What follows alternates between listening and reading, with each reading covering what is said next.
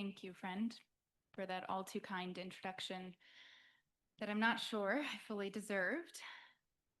It's a gift to be here with you all today and share some intersections of my research and some ideas that I've been thinking about, some stories that have been troubling me and inspiring me. This afternoon, I'm going to talk a little bit about trees and about the story of one ancient tree in particular as a sort of paradigm for thinking about expansive and liberative biblical interpretation. My hope is to offer an invitation to consider the role of storytelling, earthly perspectives, and collective imagination in our engagement with sacred texts in times of crisis. This summer, I had the immense privilege of visiting an ancient tree in Palestine, Israel, while I was there conducting research for my current book project. The ancient tree goes by the name of Al-Badawi, and although rooted on an unassuming village hillside in the hills outside Jerusalem, has become somewhat world-renowned. Al-Badawi is an olive tree that many hold to be sacred. It's a source of good luck for locals, a site of religious remembrance, an ecological feat, a miracle perhaps, and a parent in the faith, a forefather and foremother that has bore generations of witness. By generations, I mean on a scale of biblical proportions. It's estimated that this tree is 4,000 to 5,000 years old. Some have conjectured that it's the oldest living tree on Earth.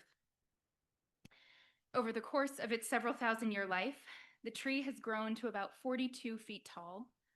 If you know olive trees, this is quite tall. Its canopy covers about 820 square feet, and its roots, prepare yourselves, extend 81 feet into the earth. To encounter Al-Badawi is to encounter a matriarch in the desert, a living history. Today, the tree is tended by Salah Abu Ali, a resident of the village where the tree is located, now known as Al-Walaja, where his family has cultivated olive trees for generations. Each day, he keeps watch over the olive tree, oftentimes receiving international visitors in addition to tending to the tree and the rest of his family's olive orchards. Salah is intimately attuned to this tree, its growth and its needs, noticing the effects of a shifting climate and limited water in the West Bank on its health and the olives it puts forth. When I visited the tree, Salah invited us to sit under it on cushions and chairs, and as is often indicative of Palestinian hospitality, we ate and drank before anything else, enjoying tea and coffee and fresh vegetables and fruits from Salah's garden that he insisted on sharing. He told us the story of this tree, the incredibly long life it's lived, and its significance in intersecting religious stories. Given the abundance of springs in Al-Walaja, and one that is particularly large, and its proximity to Jerusalem and other areas that are settled, it's likely that the village would have been a significant stopover for travelers just south of Jerusalem and Bethlehem. Some wonder if Abraham and Sarah and Hagar might have rested under this tree in their journeys around Hebron. Others attribute the olive tree to the story of the flood in Genesis, considering that the tree would have likely been sizable already at that time and thus prime for an olive branch to be plucked above the floodline. Still, others consider if the Holy Family may have rested beneath this tree as they fled Bethlehem after Jesus' birth. And many centuries later, it's said that the 13th century Egyptian Sufi Sheikh Ahmad Al-Badawi spent time caring for the tree, which is where it gets its name, Al-Badawi. Such ponderings offer us an interesting invitation not to deduce the historicity of biblical tales and assign them to geographic locations, as is often the case in biblical archaeology, but to consider the span of what the Al-Walaja tree has witnessed over its lifetime and consider what kinds of stories it might invite us into. And knowing that this tree has been alive longer than the formation of the Abrahamic faiths, how might our imagination be stretched beyond mere correlation to the scope and figures of our own tradition? This is a good question for us. I begin with this story of an ancient tree because I think it offers us an invitation to interpret biblical stories and our own realities beyond extraction. I imagine that most of us could name a few examples of ways that scriptures are read extractively for the sake of making an argument, to legitimize an action with the intent to condemn. We know these narrow means of interpretation all too well, many of us harmed by them. Our tendency towards extractive reading reflects an orientation to biblical text that presumes we will get something from Scripture, that there is something we can take from it for our own benefit. This orientation is unfortunately a strong tradition in Christian interpretation. Contemporary Western biblical interpretation has been shaped by a discipline that emerged in the wake of the scientific revolution and the dawn of nationalism in Western Europe in the 19th century. And the foundations of scholarly biblical interpretation are imbued with Eurocentric concerns related to land, whiteness, and nation state. Dr. Angela Parker identifies the ways in which European epistemology and in turn white supremacy remain centered in biblical interpretation, tracing its roots to the German philosopher Hegel's notion that Germanic Europeans have the potential for authentic culture and real freedom, or in other words, the ability to produce knowledge. When we approach biblical narratives and the cultural, linguistic, and religious barriers that we often encounter in them, it's easy to find ourselves aiming to come to a correct or best interpretation of the story. Especially when we face overwhelm, perhaps out of lack of a clear message in the story or out of pressure from needing to speak something coherent, even inspiring about it to our community. Our tendency can be to grasp at a meaning, a reading that makes sense. This isn't a harmful practice per se, to orient our interpretation around what might benefit our community. However, I think we can stymie our imagination by jumping first to what we might get from a story.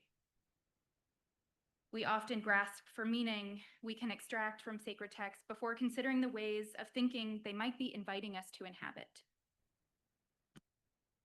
In his book, Let My People Live, an Africana reading of Exodus, Dr. Kenneth Ngwa suggests that the narrative flows of the Exodus story seek to produce life beyond the power and structure of erasure, beyond the process of marginalization, and beyond the ideology of toxic singularity.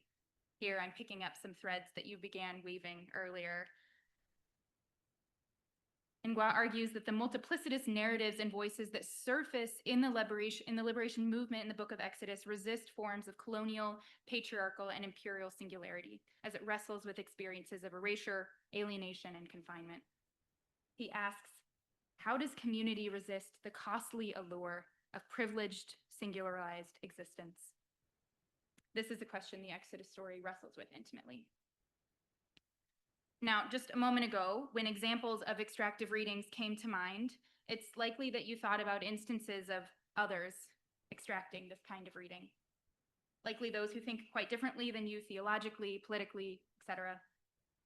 However, I think it's important for us to allow for this critique to touch us as well, acknowledging that interpreting biblical stories to support a point is a methodology employed by those advocating for conservative and progressive viewpoints alike. And it's something that we often engage in as well. Acknowledging that we are not immune from extraction allows us to accept the invitation of a critical lens to reflect on our own practices of reading and engaging our religious traditions as sources that guide us in a violently divided world. And most biblical stories, I would argue, invite us to think with greater complexity and nuance rather than simplicity. They invite us to think beyond ideologies of toxic singularity, beyond a reductionist meaning-making. If we accept this invitation, we will inevitably need to encounter stories beyond extraction. So I'll turn now to a particularly elusive story in the Tanakh, or the Hebrew Bible, a story that centers on trees in Judges 9. The book of Judges is a disorienting book with many troubling stories. It speaks of a time when tribal leaders ruled their own peoples, making examples out of their downfalls to presumably demonstrate the repercussions of Israelite disobedience to their God. Events are not presented in chronological order in Judges, and their details convey a sense of widespread violence and chaos. It was a time, as the conclusion of Judges assesses, where, quote, there was no king in Israel, and all the people did what was right in their own eyes. Scholars agree that the book of Judges was written and redacted long after the events it is writing about. Some suggest that it was revised shortly after the downfall of the northern kingdom of Israel, and thus reflects a shocked grappling with those events. Others posit that it was redacted even later, given some of the Deuteronomistic sentiments it reflects, including some pro-monarchy ideologies. In other words, the time of Judges is one of upheaval and chaos, which could be remedied, perhaps, by a unified kingdom and a righteous God-appointed king to rule it. Enter stage King David. There are many other ways we could orient ourselves to the book of Judges, but for now, I want to zoom in on this scene in chapter 9. The story begins with Abimelech and Jotham, both descendants of Gideon, an Israelite whom an angel of the Lord visited under an oak tree, I might add, and charged as a leader to bring the Israelites out from under the oppression of the Midianites. Gideon does this successfully, destroying their altar and sacred pole of Baal, a foreign god, and afterwards the Israelites attempt to make him ruler over them. Gideon refuses their offer of kingship, but then goes on to construct a priestly garment with the gold earrings taken as spoils from their victory, and it ends up becoming a sort of idol that is described as a snare to Gideon and his family. The Israelites relapse to worshiping Baal after Gideon's death, and his son, Abimelech, convinces the people to make him king to rule over them. When they do, he goes to his father's house and murders all of his 70 brothers, except Jotham, the youngest, who escapes. Okay, so not the easiest introduction to our story at hand. I apologize for that. So acknowledging this disturbing and quite frankly confusing chain of events that lead up to Judges 9, let's see what comes next. All the citizens of Shechem and all Beth Milo convened, and they proclaimed Abimelech king at the terebinth of the pillar at Shechem. When Jotham was informed, he went and stood on top of Mount Gerizim and called out to them in a loud voice, "Citizens of Shechem," he cried, "listen to me, that God may listen to you." Once the trees went to anoint a king over themselves. They said to the olive tree, "Reign over us." But the olive tree replied, "Have I, through whom God and men are honored, stopped yielding my rich oil, that I should go and wave above the trees?" So the trees said to the fig tree, "You come, reign over us." But the fig tree replied, "Have I stopped yielding my sweetness, my delicious fruit, that I should go and wave above the trees?" So the tree said to the vine, "You come and reign over us." But the vine replied, "Have I stopped yielding my new wine, which gladdens God and men, that I should go and wave above the trees?" Then all the trees said to the thorn bush, "You come and reign over us." And the thorn bush said to the trees, "If you are acting honorably and anointing me king over you, come and take shelter in my shade. But if not, may fire issue from the thorn bush and consume the cedars of Lebanon." Now, there's a lot we could say about the function of this tree speech in relation to Jotham's own personal trauma and the political context where Abimelech has forcibly asserted himself as king, proceeded to murder all of their own kin. And especially considering the risk of this proclamation, given that just after this speech, Jotham flees immediately in the story. However, I want to focus in on the trees here and do a little work to loosen their teaching from Jotham's lips. Consider them on their own. Dr. John Whitman examples the history of Christian interpretation of this tale in Judges 9, for which centuries was regarded widely as a fable. Given the passage's inability to be read literally, many early Christian interpreters utilized the framework of a morality tale in order to deduce the moral regarding selecting rulers that was intended through these trees' teachings. Augustine writes that the didactic nature of the fable, which some Christian interpreters regard as a parable, and understands their function to be signification, where one thing is designated by another, and in the case of the fable, where an untrue element of the story reveals what is true. In the case of Judges 9, the trees who are seeking a king Earthly beings who do not operate under structures of kingship, nor have the ability to speak, let alone teach, must therefore, through its obvious falsity, communicate a truth about the kings within the context of Abimelech's violent and self-actuated rule. The question with this interpretive logic thus becomes, what is the truth this fable signifies? How might we orient ourselves differently to this story, I wonder, if instead we view the trees as agential characters who serve a purpose beyond speaking to the humans of the story? Do we need to regard this passage as a fable, safely situated within categories of fact and fiction in order for it to contain truth? Right, I think we can move beyond just reading this passage and understanding it as a no king's speech. I think there's more for us here. I'd like to offer an invitation for us to shift our orientation to the story and consider how we might reshape our lens if we understand trees as intelligent and sensible beings. We might be encouraged to read the passage as one that depicts an ordering or a way of being that is outside human-designated organization of beings. Each tree and plant in the story, if we consider the vine and the bush as kin to but unique from the trees, have a humble understanding of their own abilities, and perhaps even their inability to rule over the others. Even the thorny bramble, who is open to considering the notion of ruling over the others, does not seem to accept the task because they believe to be fit for such a position of authority. In fact, depending on its size, the bush may be willing to offer what it cannot: shade. The bramble is not willing to accept the task of ruling over the trees based on its own desires. Rather, it is concerned with the good faith of the trees seeking a king. Their genuine or perhaps well-intentioned desire to uplift the bramble as a leader will bring refuge to them all. A disingenuous appointing of the thorny bush, alternatively, would spark a forest fire. In this case, whatever the chaos or anxiety that drove the trees to search for a king in the first place would succumb to the greater violence and destruction of a fire so strong that it would devour the cedars of Lebanon. We know now, thanks to the brilliant research of forest ecologist Dr. Suzanne Simard, that trees share highly intelligent communication.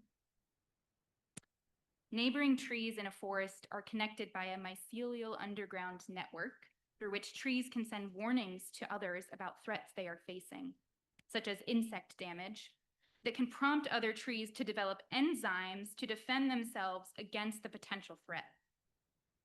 These pathways are similar to neural networks found in the human brain. But in addition to merely transporting communication, they also allow for the transference of nutrients. Tree communities are often linked by an older tree that is sometimes referred to as a hub or a mother tree.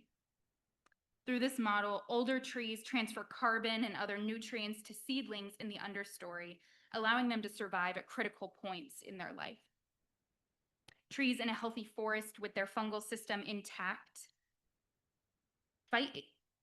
don't fight for nutrients for their own survival, but rather they alert one another of the challenges they might face and offer provisions for each other in times of need. With this in mind, perhaps we find the thorn bush's words an entirely different philosophy regarding the relationship between trees and their ordering. The bramble's offering differs significantly from the responses of the other trees, concerned not with their aptitude for the role, but their ability to provide for the other trees, to offer them care in the form of shade. If we follow this perspective, the rest of the trees too can perhaps be resisting a logic of hierarchy. They understand that each of them has an important and natural function, and within this ordering, ruling over is not even possible. Perhaps the trees turned this desire to organize beings hierarchically, which, if we think about it, sounds much more human than botanical. Perhaps they turn this grasping for control on its head. What if instead of serving as a fable that teaches the importance of thoughtfully choosing a king, this conversation among trees offers a new paradigm entirely that centers on relationality? What if the bramble is interested in communal care that keeps the other trees healthy and allows them to continue living as they were intended to? Could the bramble be a mother tree? Putting out communications toward a much bigger picture that involves flourishing for an entire forest and not just a tree or two. Trees are important teachers throughout the entire Hebrew Bible. And one especially notable way is their appearance as sites of divine encounter. The trees in the Garden of Eden are a gathering place where God and the humans meet, and wisdom beyond humans' own sensibilities is transferred. In Genesis 19, God appears to Abraham in the form of 3 travelers under the oaks of Mamre and communicates a pivotal moment that is to come in Abraham and Sarah's life. It is under the brush where Hagar places her son, Ishmael, during her second exile in the desert, and where God hears his cry and intervenes. And it is again in the desert in a bush, also likely a bramble, consumed in flames, where Moses encounters the God of the Hebrew people, who calls Moses to lead and offers him a name that is beyond human sensibilities of time and conceptions of God. The Psalms are filled with trees as worshipers of the divine, and trees are some of the most critical teachers of the prophet's messages. At the very least, we can assess that trees are sites of divine encounter in Jewish and Christian scripture. And as my colleague, Dr. Munjed Murad, has brilliantly written of passages in the Quran, the earth itself is appointed as God's vicegerent to serve as witness to the actions of humanity. In these biblical stories and others, perhaps trees too are representatives of the divine. I'd like to turn again and come back to Al-Badawi, the 4,000-year-old tree we began with, so that we can locate another subterranean level from which to consider the story. The residents of Al-Walaja, the village southwest of Jerusalem where the tree is located, refer to the tree by the name of Al-Badawi, after the 13th century Sufi sheikh, who is known to have visited the tree and cared for it for a number of years. His name, Al-Badawi, translates to the Bedouin because of his practice of covering his face to imitate those who traveled and dwelled in the desert. And in his own life, at various points in time, he mirrored such a nomadic lifestyle. When Al-Badawi was a child, his family moved from their home in Morocco to Mecca. And then after years of cultivating disciplined spiritual practices and rigorous study, he eventually settled in Egypt. His practices and teachings reflected an ardent asceticism and an integration of Islamic teaching with practice. And having established his own order of Sufism, he's venerated as a Sufi saint. No Sufi writings record Al-Badawi's relationship to this specific tree, which leaves us to ponder it. Did he choose to care for it because it was already regarded as sacred at the time? Whether due to connections of biblical and Quranic tales to the tree, or simply because of its recognizable age and grandeur? Or perhaps whether or not the sheikh spent time with it, the tree is attached to his story, given its contemplative invitation and his spiritual discipline of meditation and fasting in a way similar to the Bodhi tree in Buddha's story. And I've learned from Dr. Murad too that Sufi leaders were often associated with trees, particular trees, because of their sort of invitation as a meeting place. So whatever ways that Al-Badawi and other humans were in relation to this tree over time, we won't exactly know. Nonetheless, there is a sacred reverence of the tree that Salah Abu Ali demonstrates in his care for it today. He says the tree is just as holy as Al-Aqsa or Ibrahimi Mosque, both Islamic sites that commemorate important figures in the faith, and that its protection is of immense importance, protection of this tree. He spends most of his days, when weather allows, tending to the tree in his bare feet. Salah shared that his relationship to the tree shaped his spirituality and that he prays daily under its canopy. My friend, who I visited the tree with, remarked that she too imagined she would become a Sufi if she spent every day with this tree like Salah did. Prompted by his storytelling and his insistence for us to spend time under Al-Badawi, admiring her branches flush with olives and climbing her trunk, we too removed our sandals out of a compelling sense that we were standing on holy ground. Salah and the village of Al-Walaja's attunement to the holy tree in their midst is a beautiful representation of honoring the sacredness of religious traditions and the earth without clinging too tightly to the story that the tree must tell. This widening of our view that allows us to see more layers of a story, inviting us to consider multiple interpretations, is a lens that we can bring not only to biblical stories and ancient history, but to contemporary struggles in Palestine, Israel, and our own fraught political context. To excavate news stories beyond their headlines, a very particular narration of events and their meanings, and to look for the long history and a wider story is what is required of each of us in the age in which we live. Jewish theologian Dr. Mark Ellis writes in his book, Toward a Jewish Theology of Liberation, that the grounds for Jewish liberation are a shattered witness. After having withstood a long history of intense and repeated communal suffering, it is now the Jewish Holocaust, the murder of 6 million Jews, and attempted annihilation of the Jewish people, that is the formative event of intense suffering that shapes many Jewish communities today. Yet this history, he urges, is a universal crisis that Christian communities in particular have not fully reckoned with and bore witness to. He wrote this in 1987, but I think his assessment sadly remains apt in 2025. His language of universal crisis reminds me of how Palestinian pastor Reverend Dr. Munther Itzhak has referred to Gaza as the moral compass of the world. Ellis, writing specifically about the work of Jewish liberation, thinks critically about the experience of empowerment, which provokes a question of how a community will deal with the past. He suggests that, quote, entry into history as a powerful community can lead to either fidelity to or abuse of the formative event that is the justification for the community's existence, end quote. How will they carry forward memory of suffering while remaining faithful to the possibilities of the future? He questions. In his work, Ellis is unpopularly critical of the violent establishment and structuring of the State of Israel, a nation forged by European Jews in the wake of the Holocaust. He roots his theology in Jewish traditions of dissent and liberation, making a case that conversing with other liberative traditions is essential for his own tradition, which he assesses is, quote, atrophying under the mantle of political empowerment, end quote.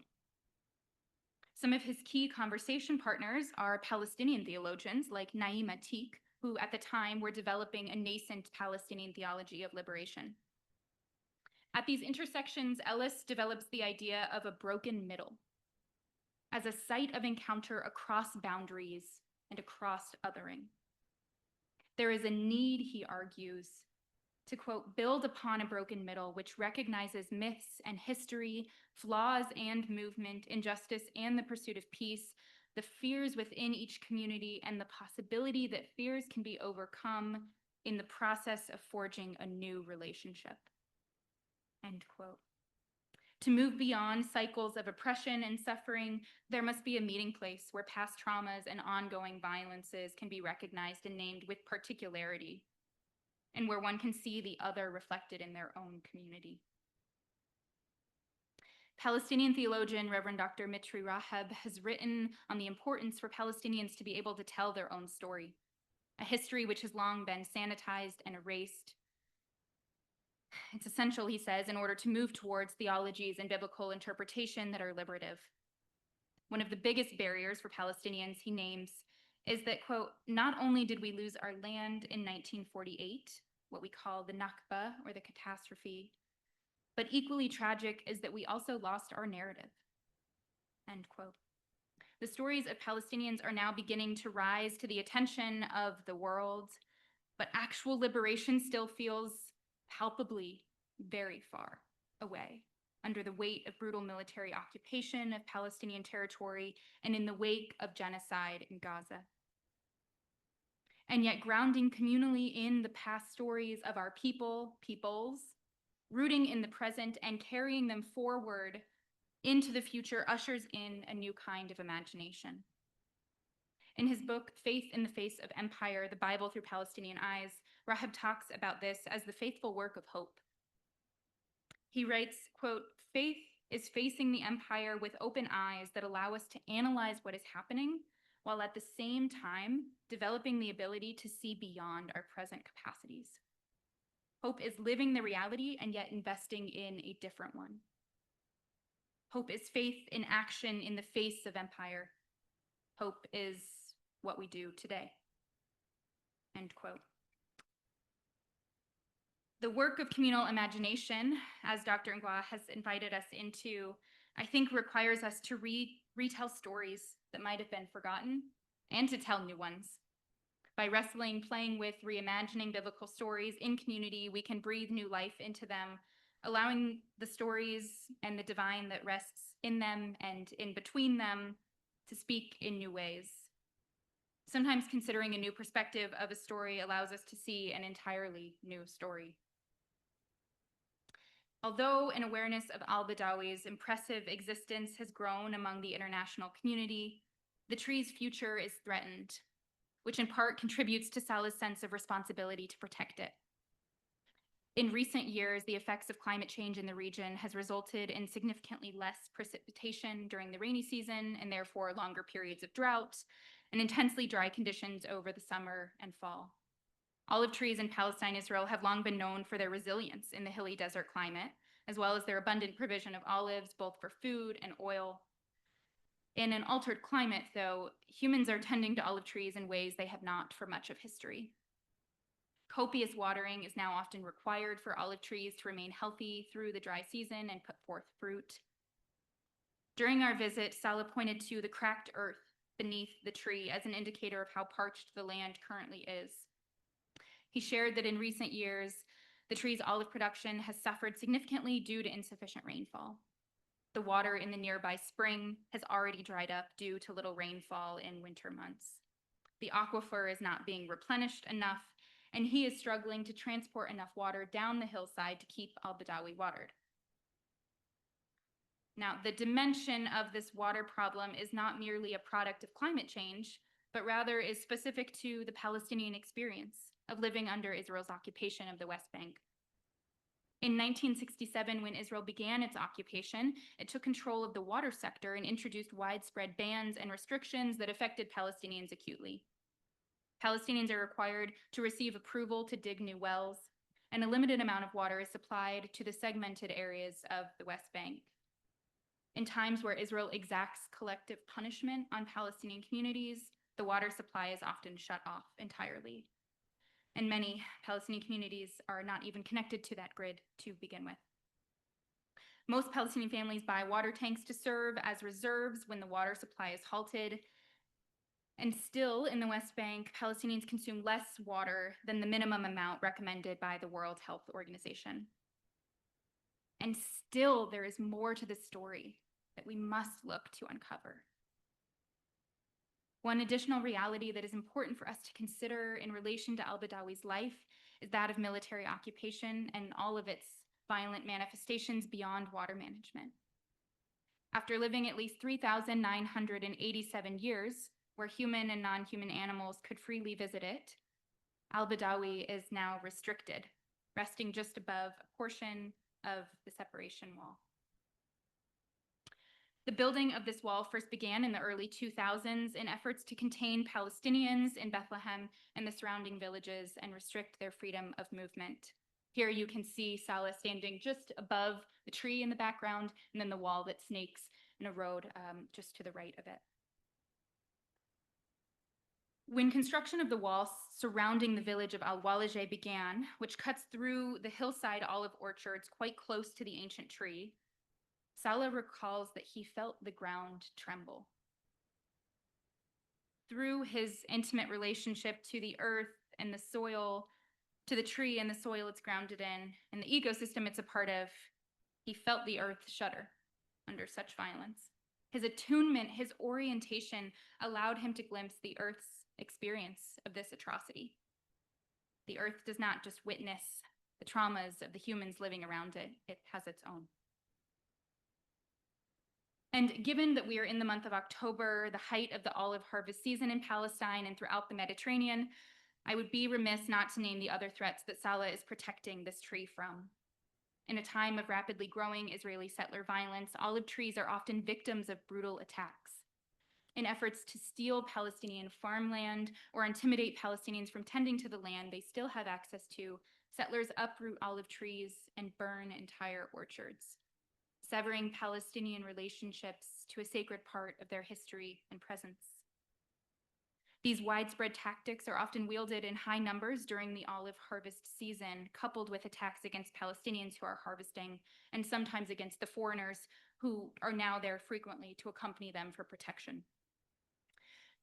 There have been over 158 attacks against Palestinian farmers recorded since the season began in October, so about 3 weeks. And at least 795 olive trees have been killed. And on Sunday morning, Afaf Abu Aliyah, a 52-year-old woman, was hospitalized and has suffered a brain hemorrhage after being clubbed in the head by an Israeli settler while harvesting olives with her family.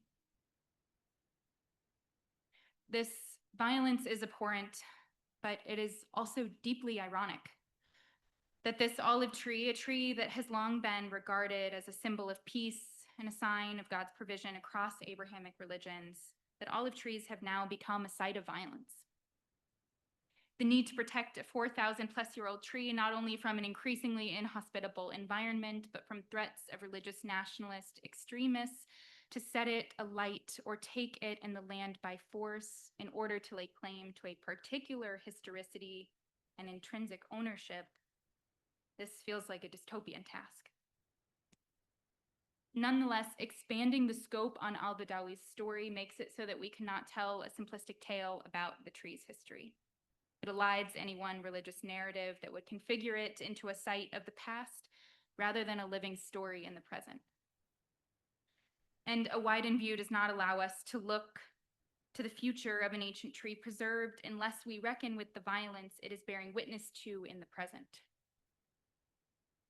If we return to Dr. Ngwa's liberative Africana hermeneutic of the Exodus story, I think he offers us a framework for responding communally to intersecting catastrophes. A key issue, he argues, quote, made particularly acute for post-colonies and their subjects is what to do with the traumas that have been unleashed at the violent intersections of politics, religion, race, and ecology. The post-colonial crisis is as ecological as it is political and does not allow for theorizing post-colonial survival and thriving apart from the crisis of the Anthropocene. Our response to these violent intersections that mark our world cannot be singularized thinking, sharp binary divides, or retreat. He says, the solution, I believe, lies in developing a communitarian hermeneutical theory infused with an ideological and ethical commitment to human and non-human flourishing. Interpretation that is attuned to the trees and their ecosystems is thus attuned to these intersections, inviting us to broaden our lens, to bear witness to the suffering we see. What comes next is up to us. Will we seek a broken middle? Will we reorient around human and non-human flourishing? To ground this terrestrial hermeneutic in its invitation to read beyond extraction in our current ecological and political context, I'd like to draw on the work of Jenny Odell, an artist and writer who broadly defines her work as, quote, searching for frameworks that allow us to perceive something new about everyday reality. In her book, Saving Time, Discovering Life Beyond the Clock, Odell uses her own experience of living in Oakland, California, in the midst of the COVID-19 pandemic and the sudden ignition of apocalyptic-scale wildfires as a lens through which to expand our sense of time in moments of crisis. Sitting with a dark orange haze that has descended upon outside her window, Odell unravels her ingrained assumption that California's burning forests, which since her childhood she admits she's seen as forests immemorial, that this burning is simply a product of climate crisis and therefore unequivocally bad. She unravels this. She looks to history to widen her lens. Historic movements to protect these forests, and specifically from burning, Odell finds, were exercises of colonial power.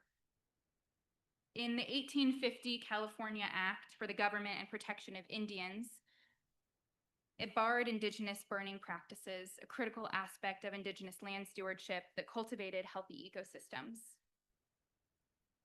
in a clear effort to solidify Indian removal from their lands. Some years later, as the US Forest Service was emerging and lumber was a linchpin of America's expansion and booming economic growth, fire prevention campaigns were constructed on a philosophy that saw trees as timber and thus as profit. Odell connects her dissonance between the current wildfire crisis and the violent colonial history of forest management with contemporary encounters with climate crisis. She quotes Maori climate activist Haley Koroi, who, in reflecting on the contemporary notion of climate depression or fatigue, said of her own people's experience, quote, "Without invalidating those that feel that way, the reality is that through colonization, we've been experiencing the symptoms of a climate crisis for generations," end quote. For many of us occupying immensely privileged geographic, economic, and citizenry positionalities, the devastating impact of a changed climate are relatively new. The crisis is only just rising to our consciousness and our ecosystems. While Odell acknowledges that the trees she saw as a child were not timeless, she works to find a middle space where she can hold multiple truths and tensions. She considers the notion of apocalypse as a sense of time that is still unfolding, where, quote, "To look into the future is to look around. To look around is to look to history." Our contemporary notion of apocalypse has strayed from the meaning of the Greek term apocalypsis found in Christian scripture, meaning an unveiling of that which is concealed, and even in Middle English where it meant vision or insight or hallucination. French feminist philosopher and writer Hélène Cixous suggested that, quote, "We need to lose the world, to lose a world, and to discover that there is more than one world and that the world isn't what we think it is," end quote. In this vein, Odell invites us to consider how that which we have lost might beget new visions. The world is ending, she writes, but which world? This work to lose our world and imagine a new one is not easy. It is painful and it is immensely costly for many of us, which is why it is essential that we do such reading and dreaming and visioning in community. Odell writes, "The present cannot and should not be borne alone. Grief too can teach you new forms of subjecthood. I think of a kind of doubleness, a mutuality with the power to witness and not turn away. That which pulls me through to another day has always been another body, that of a friend, a flock of birds in a shrub, or the east-facing side of my favorite mountain." Bodies for Odell are not just human ones. Double bodies, triple bodies, alliances, and amalgamations that can shift and bear the weight, brace the walls. This moment requires that we be pressed together, pressed against the world. We are bearing witness to an apocalyptic time. There is near constant unveiling in our world of white supremacy, of xenophobia, so-called Christian supremacy, of fascism, of cis-heteropatriarchal hegemony, and of the ordering of society rooted in racist, colonial, and capitalist ideologies. There is no doubt that we are living in a time of crisis. Yet, as we grieve those whose lives have been stolen and their livelihoods maimed, and the structures and protections that continue to be dismantled, we must ask, which world are we losing? And how many others might we envision? The resilient life of Al-Badawi and the story of the trees in Judges 9, in conversation with Ngwa and Ellis, Raheb, Odell, and others, I think they all invite us to turn our vantage point, or perhaps seek out a new one entirely. to look forward and look back by critically looking at the present. In this process, we might seek to find the long view, something that naturalist and writer Terry Tempest Williams describes comes in intimate places where we find an unpopular vantage point that allows us to perceive a landscape in a new way. She prefers the long view to the grand view, comprised of big vistas and overlooks where you can easily lose track of yourself. This view Tempest Williams offers is gazing down the Yosemite Valley from the bank of the Merced River, rather than seeing Half Dome in full view from the summit. With this kind of vision, we cannot understand genocide in Gaza as an isolated event where once a ceasefire is brokered, things return to business as usual.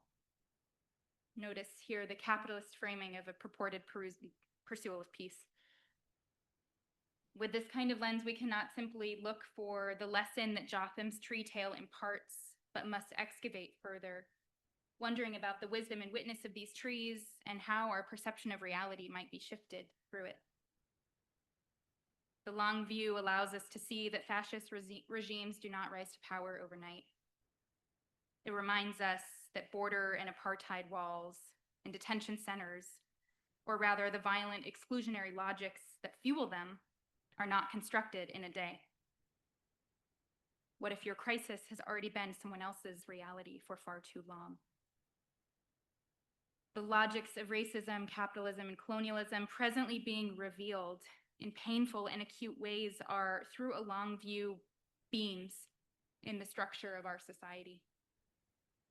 Let us be clear about what it is we are losing so that we can, with grief and terrestrial imagination, cast visions for a new world.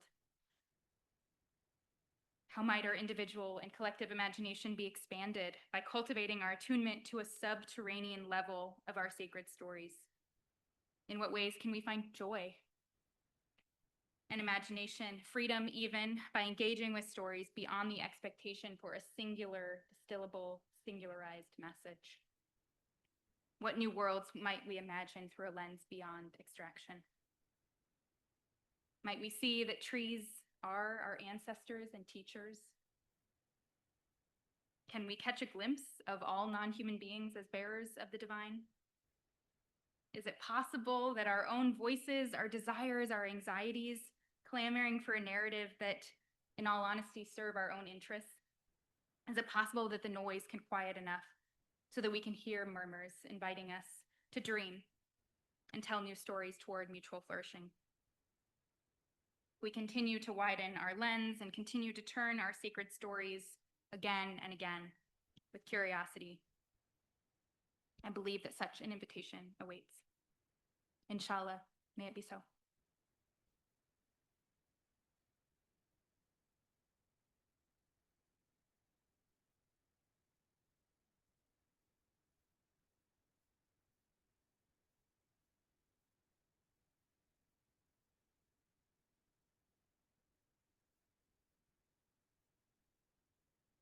So it would be wonderful. Yeah, I can just turn it to a time of conversation and would especially encourage conversation communally and ideas and thoughts that bubbled up, not just responses to something that I've said. So let's get into it.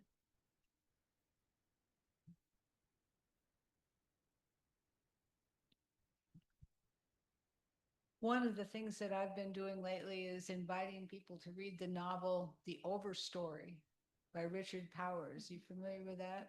It brings up many of the themes that you've talked about in a different storytelling kind of way. And it's a wonderful excursion into life that we have not considered. The life of the trees, the life of the soil, the life of the oceans. All we have done with it is look to how we can profit from it instead of how we can understand it and live with it. So read the book. It's a good one. Yeah, thank you for that recommendation. And the character in that book, Patricia Westerford, is actually a fictionalized character of Dr. Suzanne Schultz, who was the one who sort of stumbled upon tree communication. So it's a beautiful telling of her story, I think. Yeah. Dr. Maidrand. Dr. Murad, I goodness. did not include a sort of public gratitude to Dr. Murad for letting me swerve very far into your lane to talk about trees and religion today. So I discovered more about my lane with thanks to you. I'm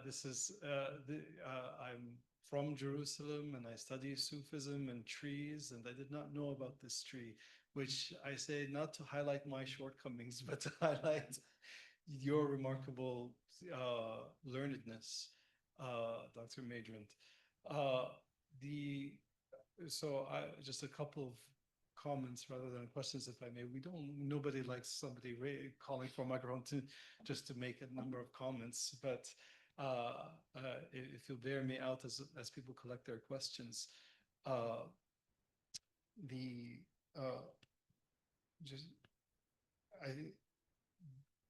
there's something remarkable to an approach to scripture that recognizes a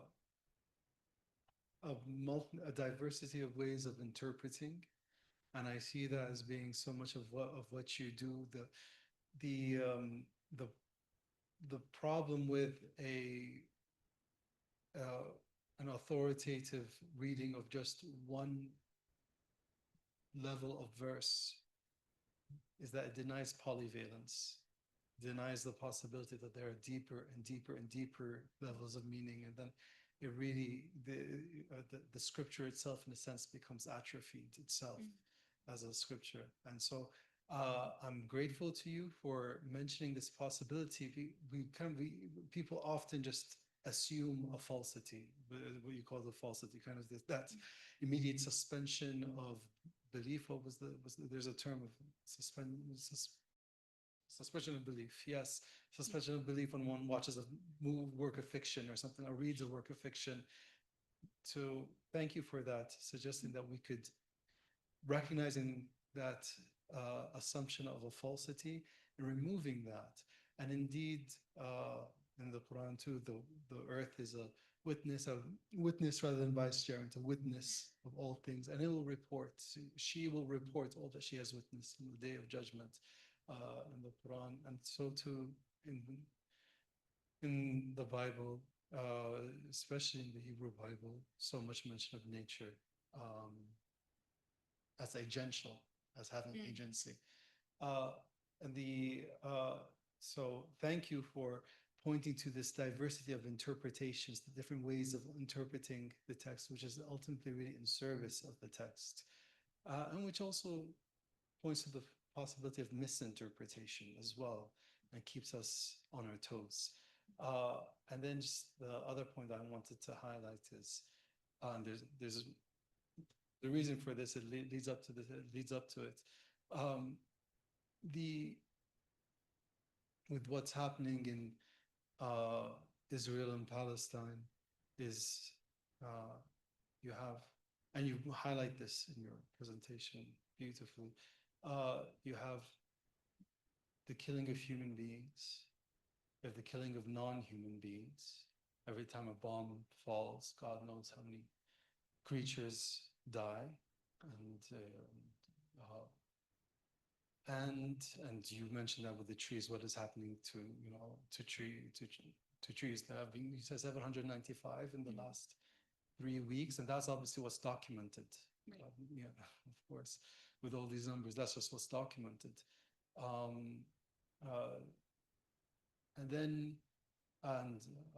I speak as a Palestinian. The biggest victim, to my mind, more than the human beings, more than my ancestors and my cousins and all, and more than even the environment that I dedicate myself to both religion and the environment, is as Ellis had intimated, and you had quoted, Judaism itself, to perform ethnic cleansing in the name of Judaism. Judaism suffers the most in doing so, and as did Christianity suffer when lynching took place. It took place in front of churches in America, so forth. And that all is very difficult to say publicly, has been very difficult to say, except recently things have changed. Now that some people have been speaking boldly, but it's worth saying that you've been doing this, you've been researching this and saying this way before the celebrities started saying it, way before, which is just to speak to a Jothmic function of speaking truth to power that you have.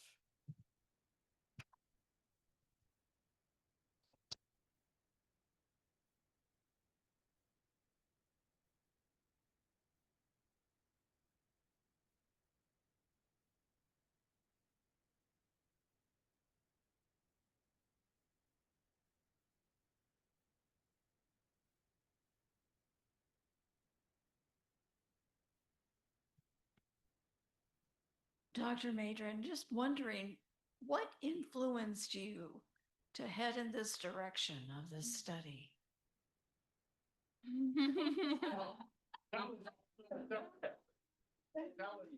He asked me to ask that question. No. It's a great question, Mary. It's a lot more things than I think I could name,